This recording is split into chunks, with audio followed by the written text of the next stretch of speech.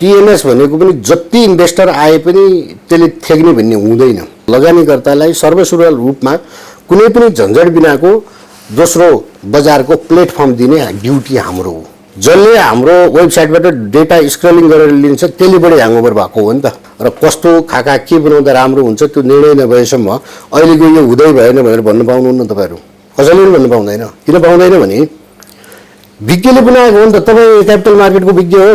यो भएन भन्ने होइन, सुधार गर्नु पऱ्यो। त्यसमा जुन 51वटा मात्रै कम्पनीको लिस्ट आयो त्यो कुरोमा त पछि सेभेनले आफैले पनि त करेक्सन गरेकै हो नि। मैले बोल्नै पऱ्यो नि, त्यसमा बोल्नु पऱ्यो र मैले भनेपछि त वास्तवमा स्टकलाई पनि ठिक भयो, त्यो सेभेनलाई पनि ठिक भयो, सरकारलाई पनि ठिक भयो नि त। नभए मान्छे यहाँ सेन्टिमेन्टमा आएर तपाईँले देख्नु भएको छ यहाँ अनसन बस्नेदेखि लिएर यहाँ कति शान्ति सुरक्षा गर्न कति गाह्रो हुनुपर्ने अवस्था हो।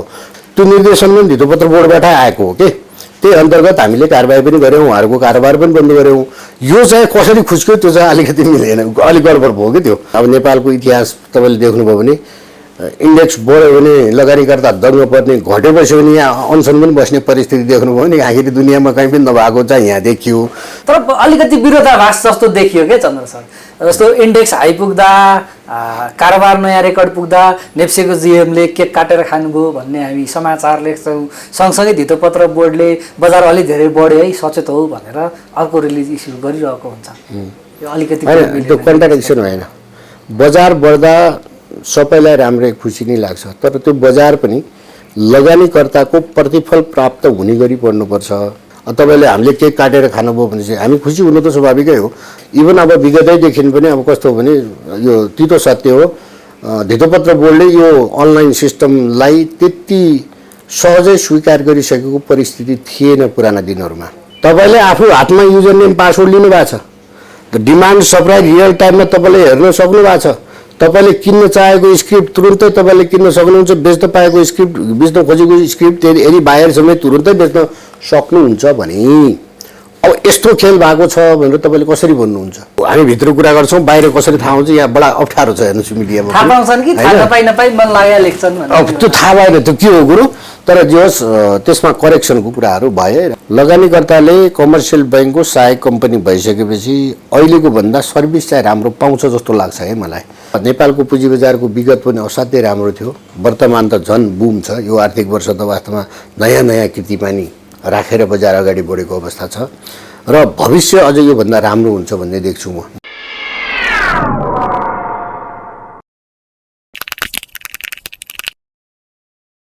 नमस्कार, सिंहदरबारमा यहाँहरूलाई स्वागत छ। सिंहदरबारमा आज हामीसँग नेपाल स्टक एक्सचेन्जका प्रमुख चन्द्रसिंह साउद हुनुहुन्छ। शेयर बजारको पछिल्लो उतार चढाव, बजारमा आउने भनिएको नयाँ स्टक कम्पनी लगायतका यावत विषयमा आज हामी उहाँसँग कुराकानी गर्छौँ। उहाँलाई यति बेला बजारले कहिले कहिले गाली गर्छ, कहिले कहिले ताली पनि बजाउँछ। यी किन यस्तो घटनाक्रमहरू भए लगायतका विषयमा कुराकानी गर्नेछौँ। चन्द्र सर, यहाँलाई स्वागत छ। धन्यवाद। आराम हुनुहुन्छ? ठिक छ एकदम। तपाईँ कहिले कहिले आलोचना खेपिरहने, कहिले कहिले वाहवाही पाइरहने एउटा पात्र, डिजिटलाइजेसनमा धेरै ठुलो उपलब्धि दिलाउनु भयो स्टक मार्केटका लागि। फेरि पनि टिएमएसका नाममा तपाईँलाई सराप्नेहरू पनि बजारमा छन्। त्यो सराप्न लायक विषय हो टिएमएसको जे देखिन्छ समस्या, अथवा तपाईँलाई गाली गर्नका लागि गाली गरे? होइन, यस्तो हेर्नुहोस्, दोस्रो बजारमा प्लेटफर्म उपलब्ध गराउने सन्दर्भमा नेपाल स्टक एक्सचेन्जले नट्स भनेर म्याचिङ इन्जिन जुन हामीले उपलब्ध गरेका छौँ त्यो पनि हाम्रै भयो र ब्रोकर साथीहरूले जुन टिएमएस युज गर्नुभएको छ त्यो पनि नेप्सेले बनाएर दिएको हो। र त्यो नट्समा समस्या आएपछि इन्भेस्टरले नेप्सेलाई भन्नु स्वाभाविकै हो। त्यहाँ त किन स्वाभाविकै हो भने सबै उहाँहरूले के बुझ्नु भएको छ भने अनलाइन सिस्टम सिङ्गो बनाएर नेप्सेले दिएको छ भन्ने बनायो। तर यसको प्रयोग कसरी हुन्छ त्यो कुरो हामीले पनि बुझाउन सकेका छैनौँ अझै पनि। भन्न तपाईँले बारम्बार धेरै मिडिया मार्फत भनेका छौँ, यो नट्स नेप्सेले बनाए पनि यसको सम्पूर्ण जिम्मेवारी, अपरेट गर्ने जिम्मेवारी, सञ्चालन गर्ने जिम्मेवारी ब्रोकर साथीहरूको हो। त्यो यसको हाम्रो प्रविधि कस्तो छ भने म्याचिङ इन्जिन हामी कहाँ यहाँ छ नेप्से पेरिफेरीमा, त्यसको डेटा सेन्टर थापाथलीमा छ। उहाँहरूले आफैले त्यो डेटा भेन्डिङ गरेर राख्नु भएको छ र त्यो तपाईँको टिएमएस त्यहाँ डेटा सेन्टरबाट उहाँहरूको इन्डिभिजुअल जहाँ जहाँ उहाँहरूका शाखाहरू छन्, अफिसहरू छन्, त्यहाँसम्म नेटवर्किङ मिलाएको छ। त्यसमा कस्तो हुन्छ भने टिएमएस भनेको पनि जति इन्भेस्टर आए पनि त्यसले थ्याक्ने भन्ने हुँदैन। त्यसको क्षमता इन्भेस्टर बढेपछि क्षमता बढाउनुपर्छ भन्ने कुरो चाहिँ वास्तवमा तपाईँ हामीलाई पनि राम्ररी थाहा हुने चिज हो होइन। जस्तो हिजोको दिनमा 1000जना इन्भेस्टर कुनै एउटा टिएमएस प्रयोग गरिरहेको थिए, आज 5000 पुग्यो भने 5000लाई अपरेट गर्ने किसिमको त्यसको क्षमता वृद्धि गर्नुपर्ने हुन्छ, अपग्रेडिङ गर्नुपर्ने हुन्छ सिस्टममा। त्यो कारणले गर्दाखेरि त्यो अपग्रेड कहिलेकाहीँ नभएको कारणले समस्या आएको पनि हुनसक्छ। जस्तो गत साल तपाईँले साउनमा देख्नुभयो भने असाध्य समस्या आयो। यो किन समस्या आयो भने हामीले डेटा सेन्टर जाँदाखेरि 5-6वटा ब्रोकर साथीहरूको जुन के अरे टिएमएस थियो एउटै हार्डवेयरमा सेयरिङ बेसमा थियो। त्यसले गर्दाखेरि भने के भने ओभर कन्जम्सन भयो नि त क्षमता, त्यो कारणले त्यसलाई बढा भन्यो र अहिले उहाँहरूले बढाइराख्नु भएको छ। पछिल्लो दिनमा तपाईँले देखिराख्नु भएको छ त्यति टिएमएसमा समस्या कम छन्, एउटा त्यो। अनि अर्को कुरो के हो भने यो टिएमएस र ब्रोकरको अफिससम्म जोड्नका लागि त हाम्रो इन्टरनेटको सुविधा पनि हुने भयो नि त। तपाईँले देख्नु भएको छ, तपाईँले आफैले के अरे त्यो मोबाइल चलाउँदा पनि कहिलेकाहीँ डेटा चलाउँदा पनि घुमिरहन्छ। तपाईँले याद गर्नुभएको छ, घुमिरहन्छ नि। हामीले एउटा सामान्य मोबाइलमा डेटा युज गर्दा पनि त्यहाँ समस्या आउँछ, कहिलेकाहीँ वाइफाईमै समस्या आइदिन्छ। अहिले आजभोलि पानी पऱ्यो भन्नाले तपाईँले देख्नु भएको छ इन्टरनेटको अलिकति स्लो देखिन्छ। मेरो घरमै पनि मैले इन्टरनेट युज गर्छु, त्यो भएर अलिकति स्लो भएको। यो के भएको भने चाहिँ पानी ल्याउँछ केही दिनपछि केही समयपछि ठिक हुन्छ भने यस्तो किसिमको हामीले इन्टरनेटको सुविधा पनि दिएका हुन्छौँ। यद्यपि हामीले एउटा मात्र ल्याए हुँदैनौँ, हेर्नुहोस् के अरे 2-3 लेयरमा हुन्छ त्यो। जस्तो भने होल्डिङ छ, हाम्रो सुबिसु छ, एनटिसी धेरै चिजहरू छ नि त। त्यो गर्दा गर्दा पनि कहिलेकाहीँ त्यहाँ पनि समस्या आउँछ। अनि अर्को कुरो टिएमएसमा अहिले बढी समस्या आएको कहाँनिर देख्नुहुन्छ भने तपाईँले बैंकको पेमेन्ट र यो सिडिएसको सेयरको इन्टिग्रेसन। अब त्यो बैंकको पेमेन्टको व्यवस्था मिलाउने र सेयरको सबैको व्यवस्थापन मिलाउने काम के भने टिएमएसमै ब्रोकर साथीहरूले व्यवस्थापन गर्ने हो। र बैंकबाट पेमेन्ट लेनादेनाको हिसाब किताब त के भने इन्भेस्टर र ब्रोकरको अत्यन्त उहाँहरूको आफ्नो कारोबार हो, त्यसमा नेप्सेले जान्नुपर्ने चिज पनि होइन। तर पनि सुरुको दिनमा के भयो भने इन्भेस्टरले बैंक इन्टिग्रेसनै भएन, मेरो बैंक कुन अकाउन्टमा छ, तपाईँहरूको कुन क्लियरिङ बैंक छ, यी यावत कुरा समस्या आएपछि हामीले के गर्यौँ भने सरकारी लेभलमै स्थापना भएको सिडिएससी के अरे त्यो नेपाल क्लियरिङ हाउस थियो।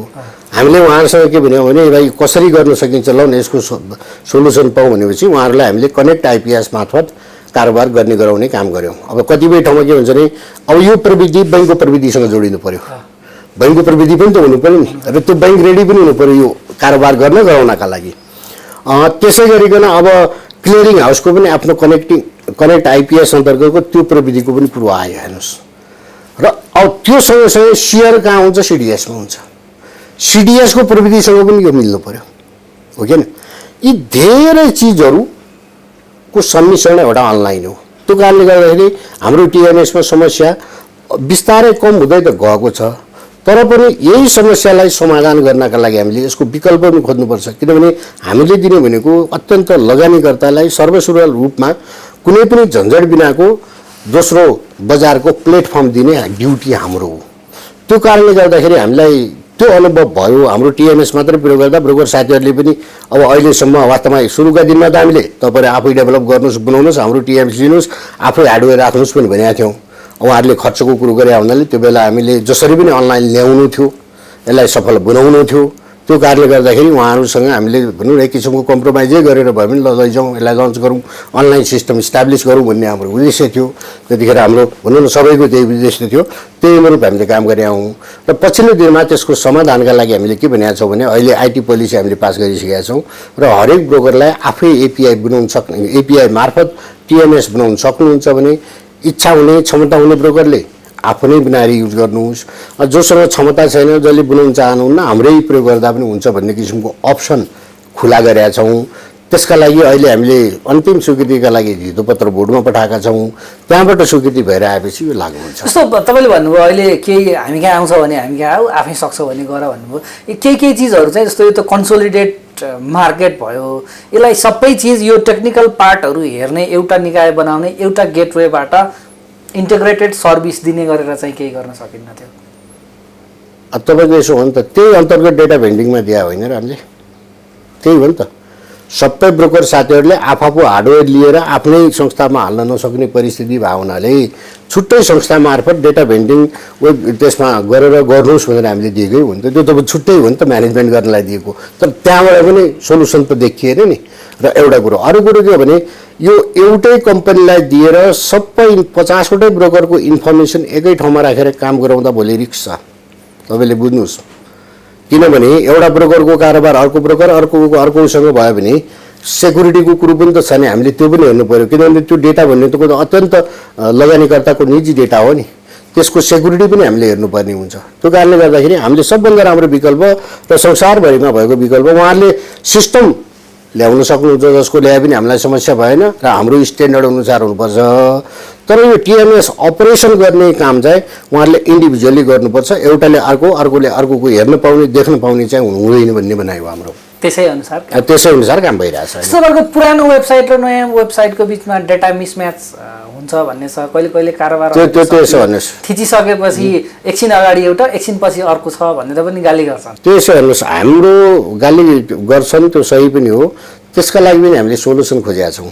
के सोलुसन खोजेका छौँ भने नयाँ दुईटै वेबसाइट हामी राख्दैनौँ अब नयाँ भर्सनको वेबसाइट हामीले दिने हो हामीले के गर्न खोजेका छौँ भने यो जो हाम्रो वेबसाइट प्रयोग गर्ने व्यावसायिक व्यक्ति र संस्था हुनुहुन्छ उहाँहरूसँग छुट्टै हामीले करार गरेर छुट्टै किसिमको हामीले पूर्वाधार बनाएर उहाँहरूलाई दिने जस्तो तपाईँहरू मिडिया हुनुहुन्छ भोलि कुनै अब तपाईँको पोर्टफोलियो म्यानेजर होला होइन कसैले हाम्रो डेटा लिएर व्यापार गर्छ अथवा उसले व्यावसायिक प्रयोगका लागि प्रयोग गर्ने भने उसलाई छुट्टै वेबसाइट दिने छुट्टै डेटा दिने लगानीकर्ता र ब्रोकरलाई हामीले चार्ज लिनु मिल्दैन फ्रीमै दिँदैन यो वेबसाइट एकदम क्लिन पनि हुन्छ तपाईँको हेर्नुहोस् धेरै जस्तो अहिले वेबसाइट कन्ज्युमर को छ जसले हाम्रो वेबसाइटबाट डेटा स्क्रलिङ गरेर लिन्छ त्यसले बढी ह्याङओभर भएको हो नि त हामीले त्यो बजारमा हेरि पनि सक्यौँ त्यस्ता मान्छेलाई हामीले हाम्रो वेबसाइटमा डिस्टर्ब नगर्नुहोस् भन्ने किसिमले गऱ्यौँ त हामीसँग कुनै ऐन नियम कानुन थिएन कसैलाई कारबाही गर्नलाई त कुनै ऐन नियम कानुन हुनु पऱ्यो नि र हामीले फ्रीमा दिएको डेटा जसले पनि हेर्न पाउँछ नि जस्तो तपाईँले हाम्रो वेबसाइट हेरेर डेटा हेर्नु भने किन हेरिस् भनेर पाउँदैनौँ नि हामीले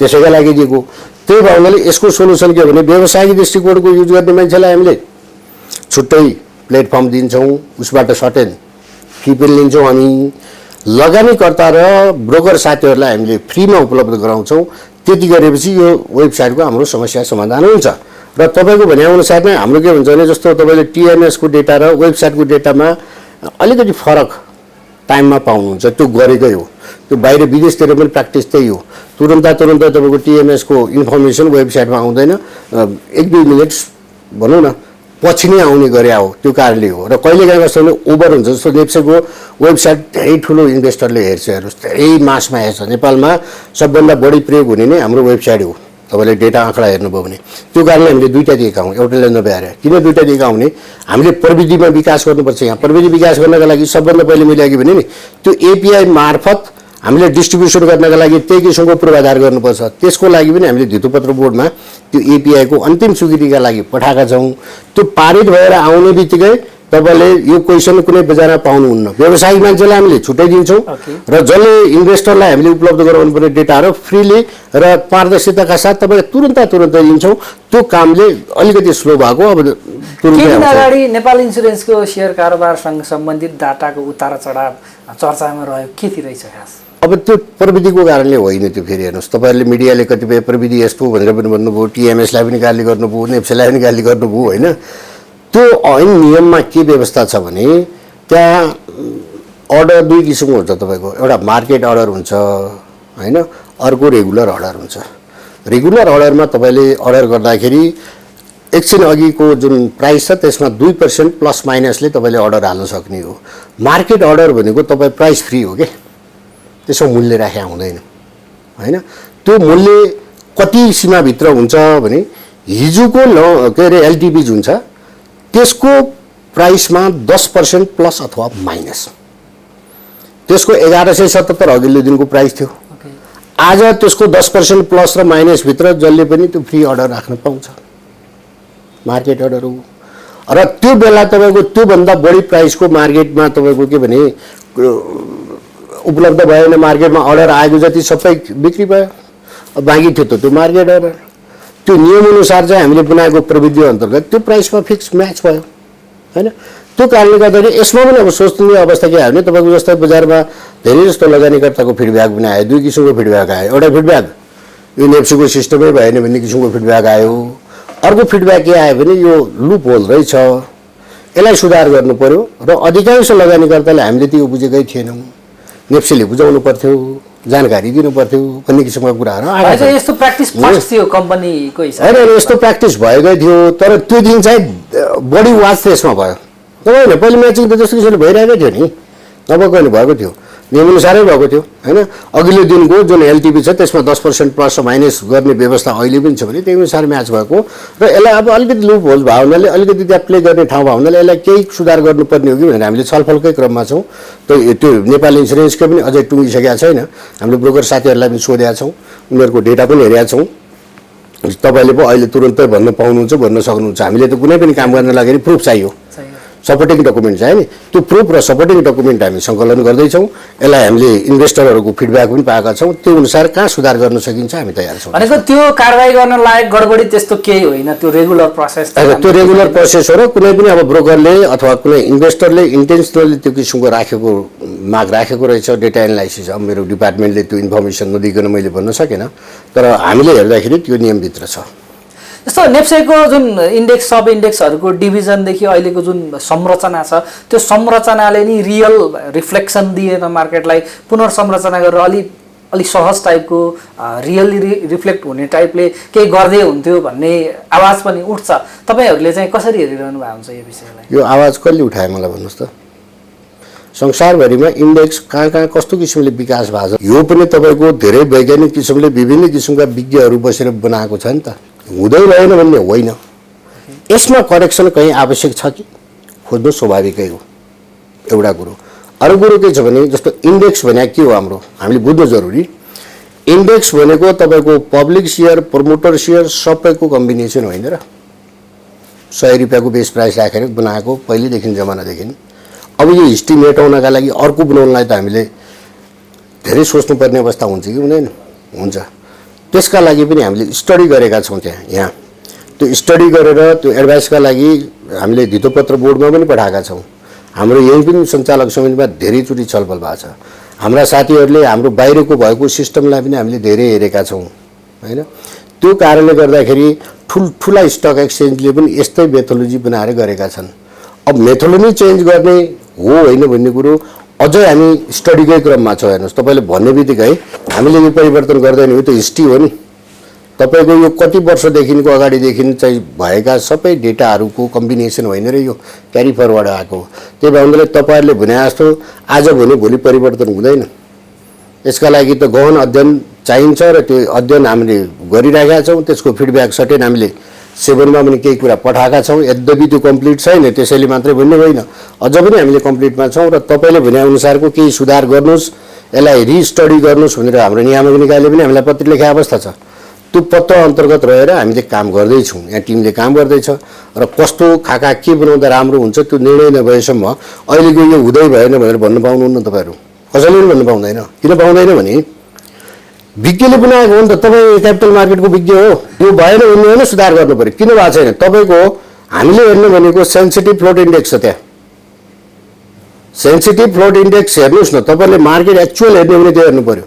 अनि सब इन्डेक्स हेर्नुहोस्, कमर्सियल बैंकको छुट्टै छ, फाइनान्स कम्पनीको छुट्टै छ, डेभलपमेन्ट बैंकको छुट्टै छ, तपाईँको माइक्रो फाइनान्सको छुट्टै छ, जीवन बिमाको छुट्टै छ, एनर्जी बिमाको छुट्टै छ। अहिले त म्युचुअल फन्ड पनि हामीले छुट्टै बनाएको छौँ। भएको कामलाई भएको पनि छ भने पनि त भन्नु पऱ्यो नि, परेन र? त्यो कारणले गर्दाखेरि हामीले गर्नुपर्ने काम गरेका छौँ। बजारबाट आएको यो फिडब्याकलाई हामीले लिने हो। नियामक निकायले पनि हामीलाई भनेको निर्देशन चाहिँ छ, त्यसलाई पनि गर्ने हो। त्यो सुधारको क्रममा छ होइन। अब हामी दावाका साथ यही पनि ठिक छ भन्न पनि सक्छौँ। यो ठिक छ भने चलिरहेकै छ भने होइन, यसमा कुनै सुधार गर्नु छ भने स्टडी हाम्रो 1 वर्षदेखि भइरहेको छ यो भित्र। अहिले पनि हामी डिसिजन अब केही आएको छ, त्यो केही चिजहरू आएका छन्, नआएका होइन। त्यही भएर त्यसैको लागि त्यो एडभाइसका लागि हामीले 7मा पठाएको छौँ नि त। त्यहाँबाट पनि केही आयो भने त्यो कुरो भयो। उहाँहरूले पनि केही हेरेर नै त्यो हाम्रो अस्ति चिठी लेखिया हुनुपर्छ मेरो आफ्नो बुझाइमा होइन। त्यो कारणले अझ हामीले स्टडी गर्नुपर्ने हो कि भन्ने हामीलाई अनुभव भएको छ, त्यस्तो फिल भएको छ। तपाईँले 7 उच्चारण गरिहाल्नुभयो। पछिल्लो समय नेप्से र 7को सम्बन्ध के हो? यिनीहरू खास मिलिरहेको छैनन् कि क्या हो? सुपेरियोरिटीको लडाइँ पनि हो कि क्या हो जस्तो पनि देखिन्छ। तपाईँलाई यो प्रश्न सोध्नु उपयुक्त हुन्थ्यो कि हुँदैन थियो, तर जवाफको अपेक्षा चाहिँ गरियो होइन। कसले पनि तपाईँलाई धितोपत्र बोर्ड हाम्रो नियामक निकाय हो, त्यसले दिएका निर्देशन हामीले मान्नुपर्छ। र नियामक निकायले भनौँ न कतै बाटो बिराउनु खोज्यो भने यो कुरो भएन है भनेर हामीले भन्नुपर्छ। तपाईँको घरमा बाबुआमाले गल्ती गर्यो भने चुप लागेर सहनुहुन्छ त? यहाँ मिलेन भनेर त भन्नु सक्नुहुन्छ नि। तपाईँ पनि एडल्ट हुनुहुन्छ, तपाईँ पनि के अरे बालिक हुनुहुन्छ भने भन्नुपर्ने हुन्छ नि। त्यस्तो मात्रै हो, अरू कुरो केही पनि चेन्ज भएको छैन। तपाईँहरूले सोचे जस्तो अहिले फेरि मिडियाले अलिक बढी उचाल्ने काम पनि गर्छन् होइन। त्यो कारणले धितोपत्र बोर्ड र नेपाली स्टक एक्सचेन्जको एकदम समन्वय छ, त्यही अनुसार हामीले काम गरेका छौँ। कहिलेकाहीँ के हुन्छ भने हुन्छ त्यस्तो, सँगै भाँडा राखेपछि ठोकिँदैन, ठोकिन्छ नि। अर्को कुरो सुन्नु न, सँगै आगो बाल्न लागि दाउरा त्यो ठोस्नुपर्छ भन्छ नि। विकासका लागि कहिलेकाहीँ के हुन्छ भने त्यो बोल्नुपर्ने गर्नुपर्ने परिस्थिति आउँछ। अब नियामक निकायले पनि कहिलेकाहीँ त्यस्तो गर्छ, हामीहरूले पनि त्यो गर्छौँ। त्यो भनेको अत्यन्त विकास र यो बजारको विकास र विस्तारका लागि हो।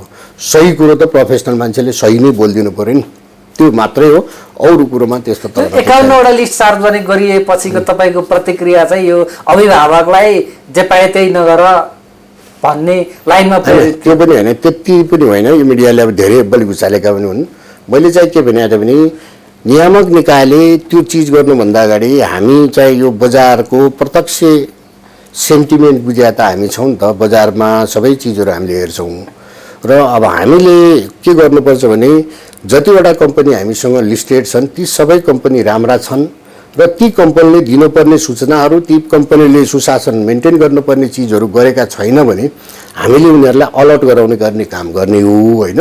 त्यो कारणले गर्दाखेरि अब त्यसमा जुन 51वटा मात्रै कम्पनीको लिस्ट आयो, त्यो कुरोमा त पछि सेभनले आफैले पनि त करेक्सन गरेकै हो नि। मैले बोल्नै पऱ्यो नि, त्यसमा बोल्नु पऱ्यो र बोल्नुपर्ने अवस्था होइन।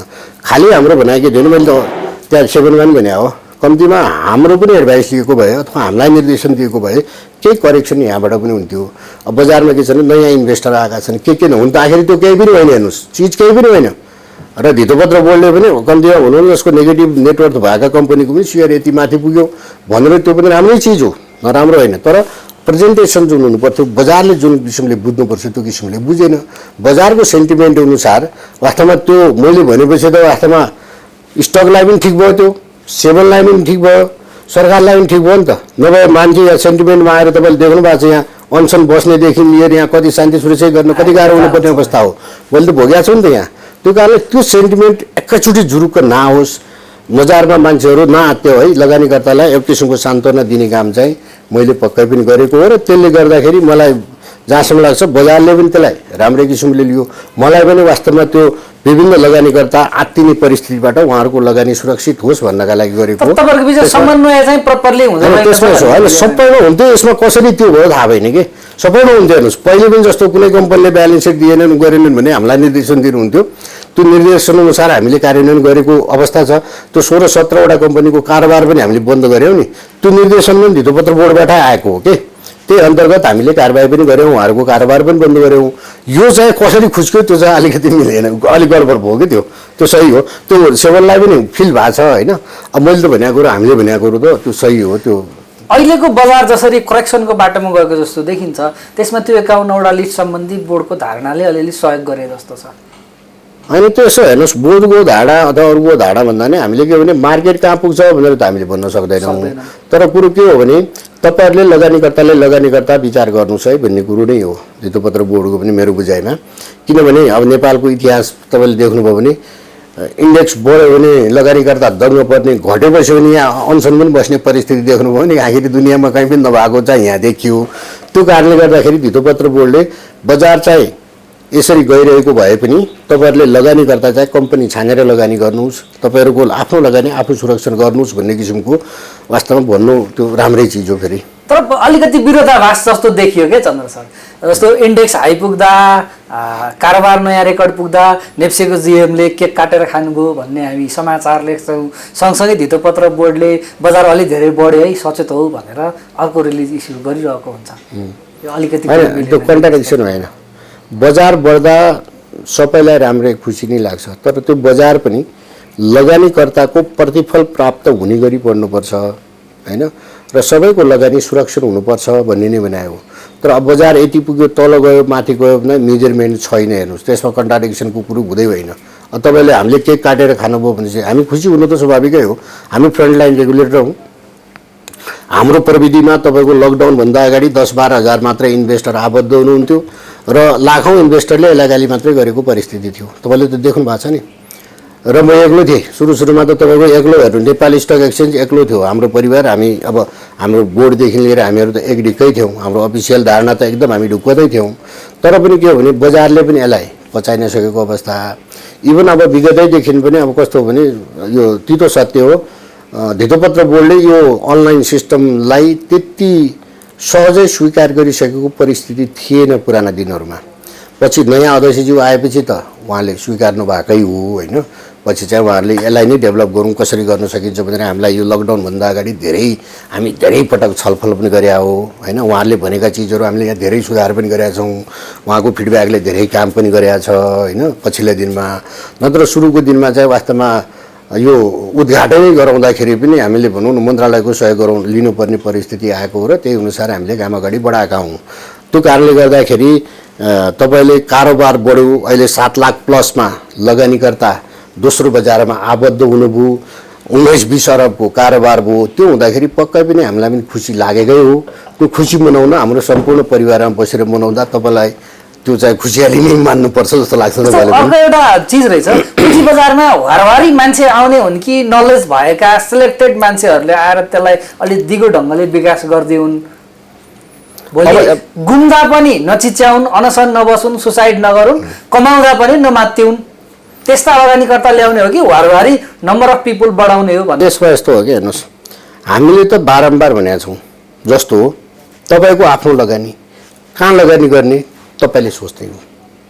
र पुँजी बजारमा लगानी गर्दा पनि सबै फन्डामेन्टल टेक्निकल कुराहरू बुझेर लगानी गर्नुहोस् र प्राइमेरी मार्केटबाट अलिकति केही काम कुरो सिक्नुहोस् अथवा म्युचुअल फन्डमा लगानी गरेर केही काम कुरा सिक्नुहोस् अथवा धितोपत्र बोर्डले तपाईँको यो पोर्टफोलियो म्यानेजमेन्ट गर्ने लाइसेन्स पनि दिएको कतिपय संस्थाहरू छन्। ती संस्था मार्फत राय सल्लाह लिएर लगानी गर्नुहोस्। आफ्नो लगानी सुरक्षित ठाउँमा कसरी लिने र आफ्नो लगानीको लागत र लाभको विश्लेषण स्वयं लगानीकर्ताले गर्नुपर्छ भन्ने हाम्रो भनाइ हो। त्यही अन्तर्गत हामीले लगानीकर्तालाई भन्दै आएका छौँ र हामीले हाम्रो साधन स्रोतले भ्याएसम्म उहाँहरूलाई त्यो किसिमको जानकारी दिने काम हामीले गरेकै छौँ। तथापि तपाईँले यति भनिरहँदा नेपालको पुँजी बजारमा आजभन्दा 15 वर्ष अगाडिको लगानीकर्ताको क्षमता र आजको दिनको लगानीकर्ताको क्षमता धेरै फरक छ। आज दोस्रो बजारमा लगानी गर्ने लगानीकर्ता धेरै स्मार्ट हुनुहुन्छ। उहाँहरूले धेरै चिज बुझ्नु भएको छ। केही लगानीकर्ता त्यसरी आएका होला आफ्नो ठाउँमा छ। तर पनि अहिले चाहिँ तपाईँको के भने धेरै जस्तो हामीले भन्दा पनि यो मिडियाले पनि तपाईँहरू जस्ता मिडियाले पनि वास्तवमा बजारको विकास विस्तारका लागि धेरै राम्रो रोल खेलेको छ। यद्यपि होला नि केही कुराहरू कतिपय लगानीकर्ता भनौँ कुनै लगानीकर्ताको फिडब्याकको आधारमा न्युज लेखलान गर्ला नि, त्यो सीमित मात्रामा हो। तर एज अ होलमा गर्दाखेरि तपाईँको यो मिडियाले गर्दा पनि अहिले लगानीकर्ता धेरै सचेत हुनुहुन्छ। उहाँहरूले आफ्नो लगानी कसरी सुरक्षित गर्नुपर्छ भन्ने किसिमले नै लगानी गर्नु भएको छ भन्ने नेपाल स्टक एक्सचेन्जको बुझाइ हो। तर अनसन बस्दिँदा गेटमा आएर समस्या त परि नै हाल्दो रहेछ। अनि त्यो त यसो हेर्नुहोस्, त्यो चाहिँ वास्तवमा लगानीकर्ताले धेरै कुरो नबुझेर त्यस्तो भएको र यहाँ सजिलो देखेर बसिया जस्तो लाग्छ मलाई। अहिले पछिल्लो दिनमा चाहिँ लकडाउन अगाडि र पछाडि अहिले लगानीकर्ताले धेरै बुझ्या पनि छन् जस्तो लाग्छ मलाई। नेप्सेले गर्नुपर्ने काम के हो, अरूले गर्नुपर्ने काम के हो, लगानीकर्ताले गर्नुपर्ने काम के हो भनेर उहाँहरूले अहिले पछिल्लो दिनमा त्यो पनि चिज बुझेका छन्।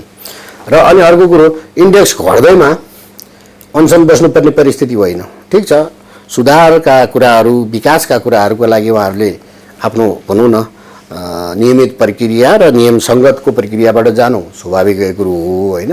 तर पनि अनसनै बस्ने भनेको कुरो त हाम्रो देशमा मात्रै जस्तो लाग्छ मलाई। मैले अहिलेसम्म कहीँ देखाएको छैन। अन्त तपाईँहरूका लिट्रेसी बढाउनलाई चाहिँ त्यस्तो केही गर्ने भन्ने हुन्न होइन? लिट्रेसी छ, किन नहुने। हामीले अहिले यो पछिल्लो 2 वर्ष चाहिँ लकडाउनको कारणले गर्दा कोरोनाको कारणले गर्दा कम छ, तैपनि हामीले भर्चुअल माध्यमबाट गरेका छौँ। लिट्रेसी बढाउने कुरोमा त वास्तवमा हामी भयो, धितोपत्र बोर्ड भयो, सिडिएस भयो, सबैले आफ्नो ठाउँबाट गरेकै छ। यद्यपि हाम्रो संस्थाहरूको साधन स्रोत सीमित होला होइन। अहिले पनि तपाईँले देख्नुभयो भने धितोपत्र बोर्डले पनि धेरै जस्तो शुक्रबारको दिन कार्यक्रम राखेकै पाउनुहुन्छ होइन। र हामीहरूले पनि भर्चुअल मार्फत यी चिजहरू गरेकै छौँ होइन। त्यो कारणले गर्दाखेरि अब हाम्रो साधन स्रोत सीमित हुन्छ होइन। त्यो साधन स्रोत सीमित भए पनि अब आगामी वर्षको नीति कार्यक्रममा हामीले चाहिँ धेरै जस्तो प्रविधि प्रयोग गरेर यसलाई व्यापक रूपमा लानुपर्छ भन्ने कुरोमा हामी राख्दैछौँ। त्यो पनि एउटा जिज्ञासा, तपाईँलाई यो नसोधिए पनि हुन्थ्यो भन्ने जस्तो लाग्ला। बजारमा ओपन सेक्रेट जस्तै देखिन्छ। केही मान्छेहरू मिल्छन्, ब्रोकरहरू मिलेमितो गर्छन्, ठुला इन्भेस्टर मिल्छन्, विविध ग्रुपहरूबाट सूचना सन्देश प्रवाह गर्छन् र स्टकलाई कति बेला बढाउने, कति बेला घटाउने, कुन कम्पनीलाई माथि लाने, कुन कम्पनीलाई तल लाने भनेर प्लेइङ गर्छन् भन्ने छ। यहाँको जुरिस्डिक्सनमा कति पर्ला, यहाँले कति बोल्न मिल्ला, यस्ता चिजहरूलाई कसरी हेरिरहनु भएको छ? जति मिल्ने त्यति मात्रै भन्नु। तपाईँले यो बजार चाहिँ राम्ररी अझ बुझ्नुपर्ने परिस्थिति देखेँ मैले। यही हुन्छ भनेर रियल टाइममा सबै लगानीकर्तालाई एक्सेस दिनका लागि अनलाइन आएको होइन र। आजको दिनमा कुनै सीमित लगानीकर्ताले मात्रै बजार बढाउँछु घटाउँछु भनेर सम्भव छ? तपाईँले आफू हातमा युजर नेम पासवर्ड लिनु भएको छ, डिमान्ड सप्लाई रियल टाइममा तपाईँले हेर्न सक्नु भएको छ। तपाईँले किन्न चाहेको स्क्रिप्ट तुरुन्तै तपाईँले किन्न सक्नुहुन्छ, बेच्न पाएको स्क्रिप्ट, बेच्न खोजेको स्क्रिप्ट यदि बाहिर समेत तुरुन्तै बेच्न सक्नुहुन्छ भने अब यस्तो खेल भएको छ भनेर तपाईँले कसरी भन्नुहुन्छ? बजारमा म्यानिपुलेसन छैन भन्ने मान्नु पर्यो। त्यो अनलाइन सिस्टममा लगानीकर्ता आफू स्वयं सचेत हुने हो नि त।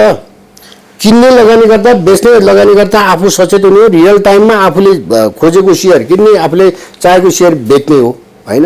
एउटा कुरो त्यो। अरू कुरो चाहिँ तपाईँले चाहिँ यस्तो जमघट गरेर काम भएको छ भन्नका लागि त हामीसँग त विथ प्रुफ हुनु पर्यो नि त। त्यसकारण मैले प्रश्न तपाईँको विदाउट सपोर्टिङ डकुमेन्ट हामीले त्यसो भएको भन्नु सक्दैनौँ। अहिले पछिल्लो दिनमा हेर्नुहोस्, त्यसैमा शङ्का भावनाले यो हामीले तपाईँको यो एओएन पनि त अस्ति बन्द भयो नि र। हामीले कुनै त्यसमा शङ्का भएछ भने ती चिजमा त कन्ट्रोल गर्ने काम गर्ने हो। टिक साइज पनि हामी चेन्ज गर्दैछौँ, प्रि ओपनको कामहरू पनि हामीले चेन्ज गर्दैछौँ। यो के भने मार्केटमा कहीँ प्ले भएको छ भने हामीले नियम कानुनबाट सिस्टमबाट कन्ट्रोल गर्ने हो। त्यो होइन कि तपाईँ चिया खाँदै हुनुहुन्छ, तपाईँले किन गऱ्यो भनेर त्यहाँ गएर भन्नु मिल्छ हामीले? त्यो त मिलेन नि एउटा। अनि अर्को कुरो के हो भने पुँजी बजार नेपालको मात्रै होइन, संसारभरिको पुँजी बजार सूचनामा आधारित हुन्छ, सेन्टिमेन्टमा आधारित हुन्छ। त्यो सूचना र सेन्टिमेन्ट उहाँहरूले आफ्नो तरिकाले गर्नुभएको छ, नियमसङ्गत गर्नुभएको छ भने त्यसलाई इलिगल भन्न मिल्दैन। भित्तपत्रको विज्ञप्ति जुन हामीले अघि पनि छलफल गऱ्यौँ त्यसमा पनि अलिअलि चाहिँ यी विषयवस्तुहरूलाई सङ्केत गरेको देखिन्थ्यो हाम्रो बुझाइमा। तपाईँको बुझाइ अब त्यसमा त्यही त भने नि कहीँ न कहीँ मिसम्याच भयो भन्नुको अर्थै त्यही हो। मेरो पनि मेरो अर्थ भनाइ बुझाइ के हो भने अब नियामक निकायले गरेपछि त्यो हुँदैन, गर्नु हुँदैन भनेर धेरैचोटि भन्नु हुँदैन। हामीले करेक्सनमा लानुपर्छ। मिस्टेक हुने भनेको जसले काम गर्छ त्यसको हातबाट गल्ती हुने हेर्नुहोस्, त्यसलाई सुधारमा लानुपर्छ होइन। त्यो सुधारको क्रममा त्यो चिजहरू डेभलप भएका पनि हुन्। त्यसमा जो कन्टेन्ट थियो त्यो कन्टेन्ट चाहिँ वास्तवमा त्यो अलि नमिलेकै हो कि, त्यो कारणले त्यो आएको हो। रियलाइज चाहिँ गर्यो होला भित्तपत्र होइन। त्यो त पछि त उहाँहरूले करेक्सन पनि गर्नुभयो नि, त्यो फिल पनि भयो जहाँसम्म लाग्छ। र मैले पनि व्यक्तिगत रूपमा उहाँहरूलाई एडभाइस दिएकै हो, यो यहाँनिर यस्तो भएको। अब मिडियाले त फेरि अन्यथा लियो हेर्नुहोस्। हाम्रो त्यो हामी भित्र कुरा गर्छौँ, बाहिर कसरी थाहा हुन्छ यहाँ बडा अप्ठ्यारो छ हेर्नुहोस् मिडियामा। थाहा पाउँछन् कि थाहा नपाइ नपाइ मन लाग्यो लेख्छन् भने अब त्यो थाहा भएन त्यो के हो कुरो। तर जे होस् त्यसमा करेक्सनको कुराहरू भए र त्यसपछि केही सुधारहरू पनि भएको जस्तो लाग्छ मलाई। नयाँ ब्रोकर लाइसेन्स बाँडिँदैछ भनेर बजारमा चर्चा छ। यो चर्चाबाट तपाईँ पनि टाढा हुनुहुन्न होला। हावा नचली पात पक्का नहलिएला। त्यो लाइसेन्स प्रक्रियामा नेप्सेको पनि भूमिका कहीँ न कहीँ जोडिहाल्छ। तयारी भएकै हो यो होइन। अब यस्तो छ हेर्नुहोस्, नेपाल स्टक एक्सचेन्जले तपाईँको यो जुन धितोपत्र बोर्डकै निर्देशन अनुसार काम गरे हो। धितोपत्र बोर्डले पहिले यो प्रदेश रूपमा ब्रोकरको सङ्ख्या थप्नका लागि स्टडी गरेर पठाऊ भनेको थियो। त्यही अन्तर्गत हामीले स्टडी गरेर पठाएको अवस्था छ। र कमर्सियल बैङ्कको सहायक कम्पनीलाई ब्रोकर लाइसेन्स दिनुपर्छ भनेर हामीले निमित्त नै आह्वान गरिसकेको अवस्था हो। त्यसपछि यो अर्थ समितिको एउटा उपसमिति बसेपछि त्यो समिति नै गठन भइसकेपछि हामी अगाडि बढ्नु हुँदैन, केही समयका लागि स्थगन गर्नुपर्छ भनेर चाहिँ हामीले स्थगन गरेको परिस्थिति हो। र पछिल्लो दिनमा ती सबै कामहरू अगाडि बढाउनका लागि हामीले गर्नुपर्ने कामहरू यहाँबाट धितोपत्र बोर्डमा पठाइसकेका छौँ हामीले गर्न चिजहरू। र मलाई जहाँसम्म लाग्छ धितोपत्र बोर्डमा पनि यसबारेमा छलफल हुँदैछ र सम्भवतः चाँडै यसको डिसिजन हुन्छ होला जस्तो लाग्छ मलाई। भनेको एकाध महिना एकाध हप्ताको बिचमै यहाँहरूले केही डकुमेन्ट पठाएको होइन? एकाध महिना होइन, प्रदेशको रूपमा चाहिँ हामीले अलि अगाडि पठायौँ होइन। अहिले तुरु अलि पछिल्लो दिनमा भएको चाहिँ बैङ्कर एसोसिएसनले एउटा चिठी दिएको थियो। धितोपत्र बोर्डले हामीलाई यसको तपाईँहरूको तयारी के छ भनेर हामीलाई सोध्नु भएको थियो। त्यसको तयारी हाम्रो यो भएको छ भनेर हामीले पठाएको छौँ। जस्तो प्रदेश संरचनामा जाँदा बैङ्कका सहायक कम्पनी पनि इन्क्लुड हुन्छन् वा अरू कम्पनीलाई मात्र लिएर जाने भन्ने के छ यहाँ? अब त्यो त यसो हेर्नुहोस्, मोडालिटीमा बैङ्कका सहायक कम्पनी प्रदेशमा पनि उपस्थित हुनुपर्छ होइन, केन्द्रमा पनि उपस्थित हुनुपर्छ। र प्रदेश लेभलका ब्रोकर हो भने चाहिँ त्यही प्रदेशमा कारोबार गराउनुपर्छ भन्ने त्यो कार्यविधि छ। अब फर्दर त्यसमा कस्तो हुनुपर्ने भन्ने कुरो त अब हामीले त त्यो मोडालिटी बनाएर मात्रै पठायो हुनाले सबै यसको कस्तो मोडालिटीमा जाने भन्ने कुरो चाहिँ हाम्रो नियामक निकायबाट नै भनौँ न त्यसको बारेमा नै डिसिजन हुनुपर्ने देखिन्छ।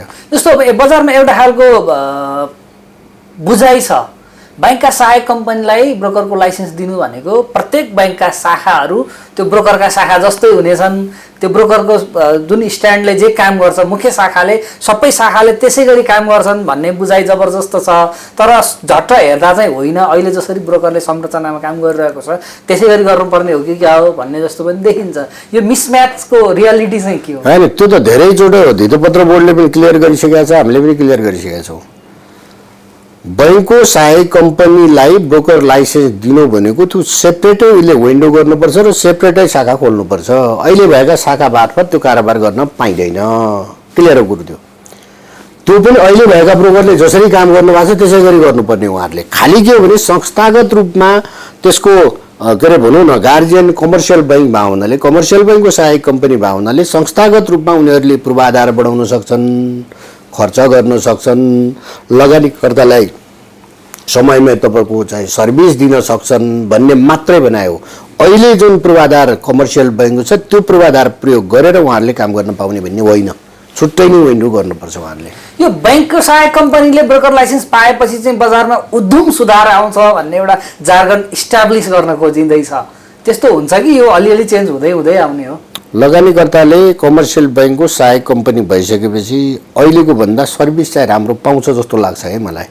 किन पाउँछ भने उहाँहरूले पूर्वाधार पनि राम्रो किसिमले गर्नुहुन्छ नि। आजको दिनमा भन्नुहोस् न तपाईँको नेपालमा बैंकिङ सेक्टर एकदम पारदर्शी पनि छ, राम्रो पनि छ र बजारमा हाम्रा नेपालका नेपालीहरूले वास्तवमा सर्भिस पनि राम्रै पाएको अवस्था देख्छु मैले। त्यो कारणले भोलि ब्रोकर कम्पनी पनि उहाँहरू मार्फतै भयो भने त अझ यही किसिमले जसरी बैंकिङ आज देशभरिमा फैलिएको छ त्यसै गरी पुँजी बजार पनि फैलिनलाई सजिलो हुन्छ। अब त्यसको उदाहरण तपाईँलाई म दिन्छु, प्राइमेरी आइपिओ विभिन्न बैंक वित्तीय संस्था मार्फत मेरो सेयर युज गरेर भएको छ कि छैन त? सबै ठाउँ गएको छ नि, यसमा समस्या कम देखिन्छ हो। अब हुन त आइपिओ जस्तो सेकेन्डरी मार्केट होइन, फेरि त्यो फरक छ होइन, एकदम कम्प्लिकेटेड छ यो। सबैले फेरि सेकेन्डरी मार्केटमा प्ले गर्ने पनि होइन, तर पनि अहिलेको जुन एक्जिस्टिङ ब्रोकर साथीहरूले दिनुभएको सेवा छ त्योभन्दा केही न केही स्तर चाहिँ बढ्छ जस्तो लाग्छ। जस्तो यो T+2 जुन अहिले एक्जिक्युट भइरहेको छ त्यसमा ब्रोकरहरूले समयमा भुक्तान दिएनन्, 14-15 दिनसम्म पैसा होल्ड गरिराखे भनेर बजारमा गाली गरिन्छ। त्यसमा अलि बढी भित्तोपत्र बोर्डको जिम्मेवारी रहला, झट्ट हेर्दा तपाईँले पनि दाबी गर्नुहुन्छ फ्रन्ट लाइन रेगुलेटर हामी पनि हो भनेर। यो विषयवस्तु आफ्नो एब्सोल्युट जुरिडिक्सनमा नपरे पनि यो मोडरेटरका रूपमा, फेसिलिटेटरको रूपमा केही भूमिका खेलेर यो विषयवस्तु चाँडै टुङ्गम भन्नेमा केही रोल त खेल्न सकिएला? होइन, रोल खेल्न सकिएला मात्रै होइन नि, खेलिरहेछ। हामी त पहिले यो T+2 बनाउँदाखेरि हामी मात्रै होइन, धितोपत्र बोर्ड, ब्रोकर साथीहरू, नेप्से, सिडिएस हामीहरू सबै पक्ष बसेर T+2 गर्ने, तर भोलि कार्यान्वयन गर्दाखेरि उही पुरानो हाल नहोस् भनेर त्यही बेला धितोपत्र बोर्डमै कुरो भयो। त्यसपछि पनि हामीले यहाँ ब्रोकर साथीहरूको एसोसिएसनसँग प्लस इन्डिभिजुअल कसैको यहाँ कम्प्लेन आउँदा पनि हामीले तुरुन्तै त्यो कार्यान्वयन गराएको अवस्था चाहिँ छ होइन। त्यो कारणले गर्दाखेरि हामीले गर्दै नगरेको भन्ने जस्तो क्वेसन भयो तपाईँको, त्यो नगरे होइन, गरेका छ। तर अब त्यसका लागि कस्तो छ भने अहिले पछिल्लो यो लकडाउनको परिस्थिति पर्या हुनाले हाम्रो ब्रोकर साथीहरू कहाँ पनि अब सीमित कर्मचारी राखेर काम गर्नु गराउनु हामीहरूकै भनौँ न सल्लाह छ, हामीहरूकै के अरे सहमति छ। र अहिले चाहिँ वास्तवमा उहाँहरूले सीमित जुन कर्मचारी राखेर काम गर्नुभएको छ त्यो काम अन्तर्गत उहाँहरूले वास्तवमा धेरै ठुलो कन्ट्रिब्युसन गरे पनि गरेको कामलाई हामीले गरेको भन्नुपर्छ क्या। हेर्नुहोस्, राम्रो कन्ट्रिब्युसन गर्नुभएको छ, यत्रो 20औं अरबको कारोबार हुँदा पनि उहाँले ठेक्दिनु भएको छ, उहाँले नगरे आइन गरेको छ। अब त्यसका लागि दुवै पाटो छन्। हेर्नुहोस्, हामीले ब्रोकर साथीहरूसँग सल्लाह पनि गर्छौँ, जसले सेयर किनेको उसले टाइममै पैसा तिरि पनि दिनुपर्छ र जसले सेयर बेचेको उसले टाइममै पैसा पाउनु पनि पर्छ, दुवैतिर जोडिएको हुन्छ कि। किनभने ब्रोकरको त अब तपाईँको त्यति ठुलो क्यापेसिटी त हुँदैन, किन्ने मान्छेले समयमै पैसा तिरिदिनु पर्यो, बेच्ने मान्छेले समयमै पैसा पाउनु पर्यो भन्ने किसिमको हामीले भनेका छौँ। र ब्रोकर साथीहरूले त्यो काम गरेका पनि छन्, तर यति गर्दा पनि बजारमा व्यापक गुनासो चाहिँ छ, यो चाहिँ म मान्छु। त्यो व्यापक गुनासो अन्तर्गत हामीले के भनेका छौँ भने अब यी चिजलाई तपाईँहरूले सुधार गर्नुहोस्, र उहाँहरूले सुधार गरिरहेको परिस्थिति पनि छ।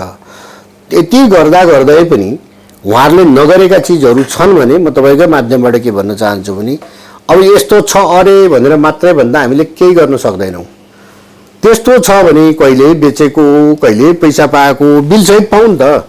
हामीले सम्बन्धित ब्रोकर साथीहरूलाई कुरा गरेर त्यो पेमेन्ट गराउने काम पनि गरेका छौँ नि त। सिस्टमले नै जान दिए, सिस्टमले नै जस्तो फलानु इन्भेस्टरले यसरी सेयर बेचेको थियो, त्यो सेयर बेचेको पैसा चाहिँ अहिलेसम्म भुक्तानी पाएको रहेनछ भनेर एउटा क्लिक गरेर सेबममा या नेप्सीमा उजुरी गर्ने गरी केही संरचना बनाए त सजिलै अब त त्यसमा यस्तो छ हेर्नुहोस्, तपाईँले बाहिरको मात्रै के अरे सेलरको मात्रै कुरो उठाउनुभयो, त्यो गर्नु पऱ्यो भने त बाहिरलाई पनि हेर्नुपर्छ नि। हाम्रो अहिले ऐन नियमअनुसार लगानीकर्तासम्म हामी पुग्ने ठाउँ छैन। हामीले जान्ने भनेको अहिले ब्रोकर साथीहरूसम्म मात्रै हो र लगानीकर्ताले कम्प्लेन गर्नुभयो भने किन तिर्नु भएन भन्ने चिज हो। सिस्टम त छ नि। सेटलमेन्ट ग्यारेन्टी फन्ड भन्ने थियो के अरे, चालु आर्थिक वर्षभित्र एउटा संरचनामा त्यसलाई पुर्याउनुहोस्, त्यसपछि एक्जिक्युट गरौँला भनेर भित्तपत्र बोर्डले। अनि अब त्यसमा यस्तो सेटलमेन्ट ग्यारेन्टी फन्ड अलरेडी हाम्रो 2 वर्ष अगाडिदेखि स्थापना भएको हो, त्यो काम छ। तर अब त्यो चाहिँ त्यहाँको पैसा थोरै भए पनि प्रयोग भएको छैन। प्रयोग भएको छैन भन्नुको अर्थ के हो भने हामीलाई के लाग्छ भने ब्रोकर साथीहरूलाई त्यो समस्या परेको छैन। बायरले पैसा के अरे सेलरले पैसा टाइममै तिरेको हुनाले नै यो समस्या नआएको हो। यदि के अरे बायरले पैसा नतिरेको भए त पक्कै पनि यसको आवश्यकता पर्थ्यो। एउटा कुरो। अरू कुरो के हो भने तपाईँको सेटलमेन्ट ग्यारेन्टी फन्डले मात्रै टोटल बजारलाई थेक्ने होइन। हामी कहाँ नियम छ नि त, 25% न्यूनतम तपाईँले अग्रिम रूपमा एडभान्स लिएर मात्रै कारोबार गराउने हो। र T+2 मा उहाँहरूले इन्भेस्टरले पैसा तिर्नु भएन भन्यो भने बायरको त्यो सेयरलाई उहाँहरूले पुलमा राखेर बेच्न पाउने अधिकार पनि छ। र पछिल्लो दिनमा मार्जिन ट्रेडिङ अन्तर्गतको हामीले लगानीकर्ता र ब्रोकरको बिचमा एग्रिमेन्ट गरेर उहाँहरूले नै ऋण प्रवाह गर्ने सुविधा पनि त छन् नि, इन्स्ट्रुमेन्ट पनि त छन् नि बजारमा, छैन र नभएको होइन। तर त्यसलाई प्रयोग गर्नु पर्यो, लगानीकर्ताले पनि प्रयोग गर्नु पर्यो, ब्रोकर साथीहरूले पनि प्रयोग गर्नु पर्यो। 25% सुरक्षा नगरी कारोबार गर्छन् कि भन्ने छ, यस्तो बुझाइ राख्नेहरू सही हुन् वा त्यो हुँदैन? तपाईँहरूको सिस्टमले ट्र्याक गर्छ? तपाईँको कुरो गर्नु 25% त्यहाँ पैसा नराखेन हाम्रो सिस्टमले कामै गर्दैन। राखेकै हुनुपर्छ। लिमिट ब्रोकरले दिने हो, हामीले दिने हो नि। फेरि ब्रोकरलाई हामीले लिमिट दिने हो, इन्भेस्टरलाई ब्रोकर साथीहरूले लिने हो। इन्भेस्टरलाई ब्रोकर साथीले त्यो तपाईँको सिस्टममा लिमिट 25% राखेको छैन भने त्यसले कामै गर्दैन। त्यो त उहाँहरूले इन्भेस्टरबाट लिएर राख्नु भएको छ कि आफै राख्नु भएको छ उहाँहरूले जान्ने कुरो हो। रिस्क म्यानेजमेन्ट त उहाँहरूले गर्ने कुरो हो नि, राख्नुपर्छ। त्यो नराखिकन त कामै गर्न पाइँदैन अनि त्यो सिस्टम छ त। नेप्सेको स्ट्रक्चर, यसको सेयर प्याटर्न, इन्भेस्टरहरूको विषयमा बेला बेलामा कुरा उठ्छ, यहाँबाट यसको संरचना बदल्ने भन्ने पनि थियो। त्यसमा तात्विक सफलता प्राप्त भयो? अब यो यस्तो छ हेर्नुहोस्, यही अन्तर्गत हाम्रो एकचोटि डिडिए गरेर राष्ट्र बैङ्क मन्त्रालय पठाएका थियौँ र त्यही अन्तर्गत राष्ट्र बैङ्कले आफूसँग भएको केही सेयर बेचेको अवस्था पनि हो होइन। त्यो काम भएको छ। त्यसपछि चाहिँ काम भएको छैन। गत आर्थिक वर्षको बजेटमा पनि यसको रिस्ट्रक्चर गर्ने कुरो थियो होइन। त्यो रिस्ट्रक्चर अन्तर्गत हामीले यहाँ छलफल गरेर पठाएका पनि छौँ। त्यो अब खासै निर्णय भएको अवस्था छैन अहिले, जुझेलाई छ भन्नु पर्यो। यो मान्छेले बेटर फ्युचर, बेटर सर्भिसको एक्सपेक्टेसन राख्छन्, इन्ट्राडे कारोबार कहिले गर्न पाइन्छ भन्नेहरूलाई तपाईँको जवाफ के हुन्छ? यहाँ नि यसो चाहिँ हेर्नुहोस्, यो फेरि बजारमा चाहिँ हामीले यसो काम गर्दैछौँ भनेपछि माग पहिले आउँछ कि खासै हो मात्रै आउँछ। हामीले वास्तवमा म चाहिँ नेप्सीमा आएदेखि नै होला सायद मैले फर्मल त होइन इन्फर्मल्ली धितोपत्र बोर्डसँग सल्लाह गर्दाखेरि त्यहाँ धितोपत्र बोर्डमा त्यतिखेर के भएको थियो भने अहिले नै नेपालमा यो गरिहाल्ने बेला भएको छैन, अलिक पछि गरौँला भन्ने सल्लाह अनुरूपै हामी अलिक पछाडि गएर अहिले हामीले स्टडीको रूपमा गरेका छौँ। यो काम गर्दैछौँ र यो स्टडीको रूपमा काम गर्दाखेरि हामीहरूले त्यो आउने भन्ने बित्तिकै आजको भोलि आउने होइन। त्यसमा ऐन नियम कानुन कहाँ के परिवर्तन गर्नुपर्छ यी सबै कुराहरू हामीले बनाइसकेका छौँ यहाँ होइन। हाम्रा विज्ञहरू पनि राखेका छौँ हामीले। त्यसमा मर्चेन्ट ब्याङ्कर पनि हुनुहुन्छ, ब्रोकर एसोसिएसन पनि हुनुहुन्छ, इन्भेस्टरको पनि हामीले राय सल्लाह पनि लिइसकेको अवस्था छ। यद्यपि उहाँहरूले के अरे रिटर्न रूपमा केही दिनमा दिन्छौँ भन्नुभएको छ, फाइनल उहाँहरूले पनि उपलब्ध गराउनुहुन्छ। यसरी हामीले काम अगाडि बढाएका छौँ। अब यसको चाहिँ कहिले सकिन्छ भनेर ठ्याक्क तिथिमिथि तोक्नु चाहिँ मैले सक्दिनँ। हेर्नु केही बटम लाइन सेट गर्नु भएको छ? त्यो होइन, बटम लाइन यसो बटम लाइन सेट गर्ने भनेको हामीले के हो भने यहाँबाट कहिले यो आर्थिक वर्षभित्रमा सम्भवतः हामीले यो छलफल गरेर अगाडि बढाउने स्वीकृति अथवा धितोपत्र बोर्डमा पठाउने कि भन्ने कुरो थियो। तर अब यो कोरोनाले गर्दाखेरि अलिकति डिस्टर्ब भएको छ, किनभने अस्ति हाम्रो कर्मचारी साथीहरू पनि धेरै आउन जानु पाउनु भएन। लगानीकर्ता साथीहरूलाई पनि अस्ति मात्रै गएको यो शुक्रबार मात्रै हामीले छलफल गरेका छौँ हैन। त्यो कारणले गर्दाखेरि अब यो आउने आर्थिक वर्षको फर्स्ट क्वार्टरमा हामी सम्भवतः धितोपत्र बोर्डसम्म पुर्याउन सक्छौँ कि भन्ने लागेको छ। त्यसपछि एक्जिक्युट गर्ने टाइम त्यसपछि त होइन, धितोपत्र बोर्डलाई पनि त टाइम लाग्छ नि, भन्ने बित्तिकै हुँदैन होइन, केही टाइम लाग्ला। बजारमा एउटा हल्ला छ, यो चाहिँ ओपन सेक्रेट जस्तै छ, नयाँ स्टक एक्सचेन्ज ल्याउने प्रक्रिया चाहिँ धुमधडाक अगाडि बढिरहेको छ। तपाईँ नेप्सेको जिएम यो प्रक्रियालाई कसरी हेर्नु भएको छ? तपाईँकै पालामा सौता भित्रियो भने त सामन्तले गतिलो काम गर्नु भएन कि क्या हो, सबैलाई नटेर्या हुनाले अर्को प्लेयरले आयो भनेर गाली पनि गर्ने स्पेस होला? त्यो बारेमा त मलाई जानकारी छैन। हेर्नुहोस्, हल्ला चाहिँ मिडियामा तपाईँले भने जस्तो मैले पढाए पनि छ, चुर्ख्या पनि छ। र फेरि अब नयाँ स्टक एक्सचेन्ज भने हामीसँग प्रत्यक्ष सरोकार राख्ने चिज पनि होइन नि त, किनभने त्यो आउने त्यसको स्वीकृति नै धितोपत्र बोर्ड होइन। र त्यसका बारेमा भनौँ न, नयाँ स्टक एक्सचेन्ज हाम्रो अहिलेको क्यापिटल, अहिलेको पुँजी बजार होइन, अहिलेका यहाँको लगानीकर्ता, अहिलेको हामी नियामक निकायदेखि सबैको चाहिँ यो क्यापेसिटी, अब भोलि सुपरभिजनदेखि लिएर सर्भिलेन्स सबै चिजका क्यापेसिटीका चिजहरू बिल्डअप हुन्छन्। ठिक छ, अर्को स्टक एक्सचेन्ज चाहिन्छ भन्ने लाग्छ भने त मैले चाहिँ त्यो भनिराख्नु उपयुक्त हुँदैन होइन। तर तपाईँले यति भनिरहँदा म नेपाल स्टक एक्सचेन्जको सिइओको नाताले अर्को स्टक एक्सचेन्ज आउनुपर्छ भनेर त म त भन्न मिलेन नि। म त यहाँको सिइओ हो नि त, यही संस्थाको फर्ममा मैले बोल्नुपर्ने हुन्छ। त्यो कारणले गर्दाखेरि त्यो आउनु हुँदैन मैले भन्दा पनि मेरो त क्षेत्राधिकारको कुरो होइन, नेप्सेको क्षेत्राधिकारको कुरो होइन नि।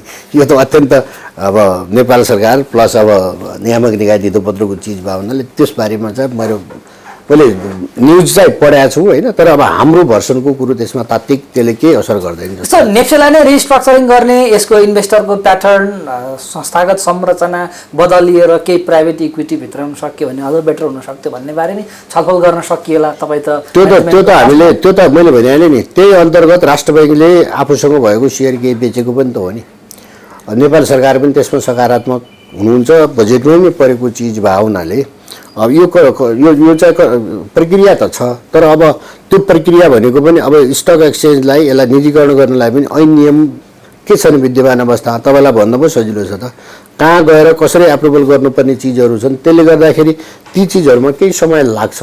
तर अब यसमा चाहिँ सबै पक्ष चाहिँ सकारात्मक, धितोपत्र बोर्ड पनि यसलाई रिस्ट्रक्चर गर्नुपर्छ भन्ने सन्दर्भमा अत्यन्त सकारात्मक देख्छु म। हेर्नुहोस्, अब यो वर्षको आर्थिक वर्षको सुरुमै अध्यक्षज्यूले नि हामीलाई धेरैचोटि बोलाएर ल यो गर्नुहोस् भनेर भनेकै अवस्था हो होइन। हामीले त्यो अनुसारको यहाँ बनाउने पनि बनायौँ। तर पनि के हो भने त्यो हामीले मात्रै बनाएर बन्ने चिज नभए हुनाले हामीले त एडभाइस मात्रै दिने हो, खालि यो स्ट्रक्चरमा गर्दा बेटर हुन्थ्यो कि भन्ने एडभाइस दिने हो। बाँकी कुराहरू त त्यो छलफलकै क्रममा छ। हेर्नुहोस्, र नयाँ स्टक एक्सचेन्ज आयो भने वास्तवमा यसलाई पनि हामीले रिस्ट्रक्चर गर्नुपर्ने जरुरी हुन्छ, यसको विकास र विस्तारका लागि पनि। एकछिनका लागि नेप्सेको सिइओ भन्दा अलि पर बसेर सेपरेटली हेर्दा, स्वतन्त्र रूपले हेर्दा चाहिँ नयाँ स्टक तान्छ कि तान्दैन भन्दा चाहिँ भित्रको आत्माले चाहिँ के भन्छ तपाईँको? अब यस्तो छ, हेर्नुहोस्, हाम्रो देशमा स्टक एक्सचेन्जले अहिले इक्विटीको मात्रै प्लेटफर्म दिएको छ, इक्विटीको मात्रै कारोबार हुन्छ।